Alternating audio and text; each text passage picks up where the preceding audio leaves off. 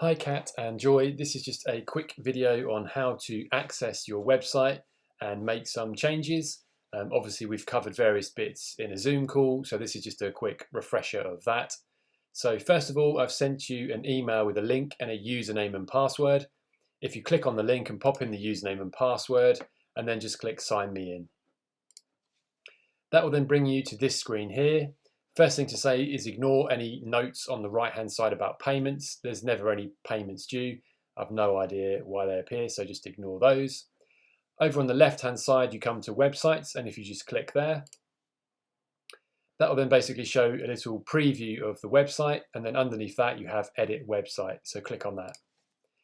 That will then load up Bramble, which is the system I've used to build the website in.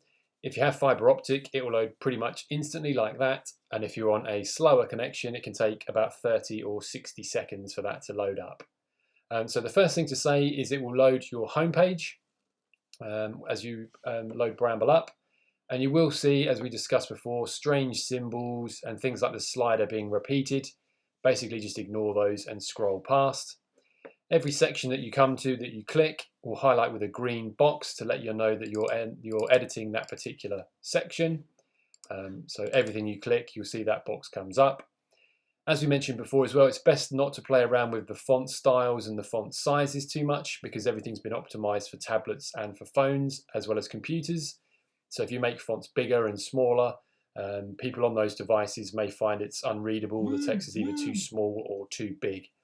So you're best to leave those as they are.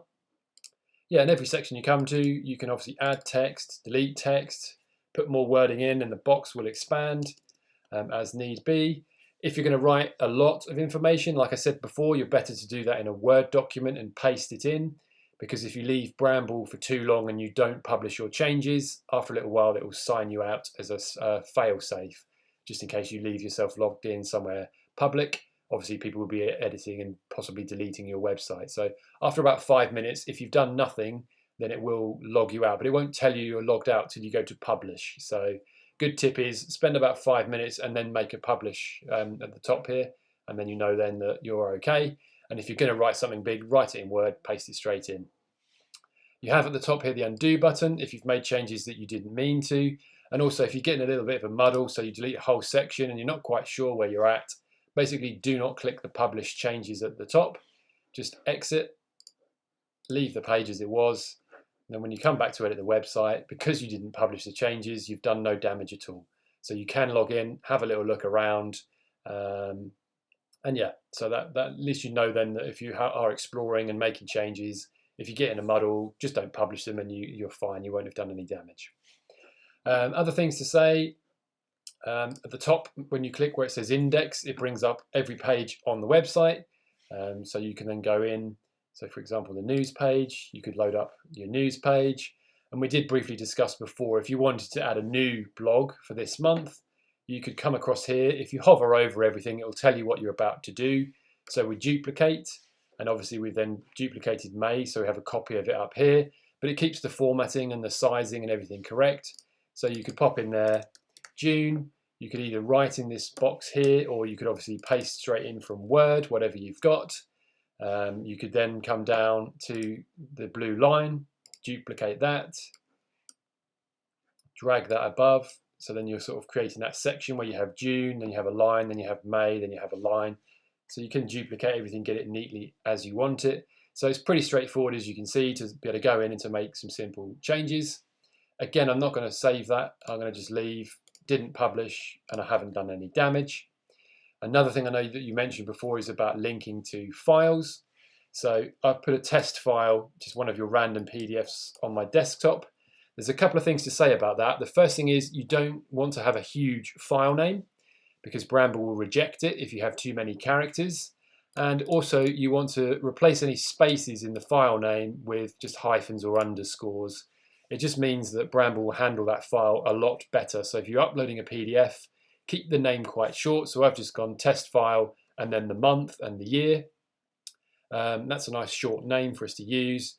So yeah, when you actually upload a PDF, keep the name short. Don't have spaces in it. Bramble will handle that a lot better. So if I just go back to your news page, if we wanted to insert that into somewhere random, so I'm just going to create a bit on the end here. I'll just put link to file here, so whatever your wording was. If we want the word here to link to that PDF, we highlight the word here. On the right hand side, we hit create link. We want to keep the link text as the word here, so you just put in the word here. It's going to ask us where the file is, so if you select the file, we're going to drop in this test PDF file. We want this to open in a new window rather than take them away from the website and then to the new PDF. So we want it to open up in a new window. So you hit that button there, then you hit save. What you'll notice that does is it repeats the word here randomly. So take that one away. And this bit was where I was saying before, what you have to now make sure is that that PDF file has uploaded correctly. And the way to do that is to click off onto another box somewhere else, click back in, click on the word here that we're linking to, and then we go back to select upload file. Instead of uploading our file though, we head over to my files and we check. If you hover over it, it'll tell you the name of that document. You can see that is the test file June 22, which I had uploaded, which means it's successfully uploaded. So just click it and hit save and then publish. So that's like a fail safe. So if you're uploading a PDF that's failed, when you did that stage, you wouldn't see that PDF in there. You'd see a red X to say the PDF had failed to upload. And then obviously once you've published a change, go and test that link, check that when you click it, the PDF actually does appear. You may need to watch this video back a couple of times for that to make a bit more sense. But basically it's saying you link the PDF and then you go back and make sure that that PDF has successfully been uploaded and it successfully is linking. So it's just an additional stage to go through. So yeah, hopefully that covers getting you access into Bramble, getting you access to every single page, making simple text changes and adding a PDF link. I think we covered quite a lot else in the Zoom chat. For now, I would leave photos and images for me to alter and update and change. And obviously if that's something you want to look at, I'm happy to discuss that further. Again, just as a precaution, I will leave this page and I haven't published, so I've not done any damage. So yeah, I hope that helps for now. And if you do need anything else, just give me a shout. Thanks for watching.